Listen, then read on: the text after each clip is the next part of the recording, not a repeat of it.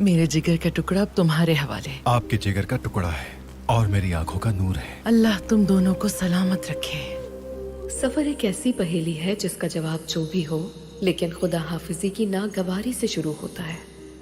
और सफर से एक दिन पहले की शब खुदा हाफिजी में गुजरी। एक पुप्पी की खुदा हाफिजी अपने भतीजे मोहम्मद इब्ने अली से, एक मौल्लमा की खुदा हाफिजी अपनी शागिर्द खवातीन से, अपने जद रसूल अल्लाह सल्लल्लाहु अलैहि वसल्लम के मज़ार से खुदा हाफिजी। बनु हाशिम में एक खूबी ये है कि जब तक वो जिंदा रहते हैं अपनी खवातीन को मुश्किल वक्त में अकेला नहीं छोड़ते।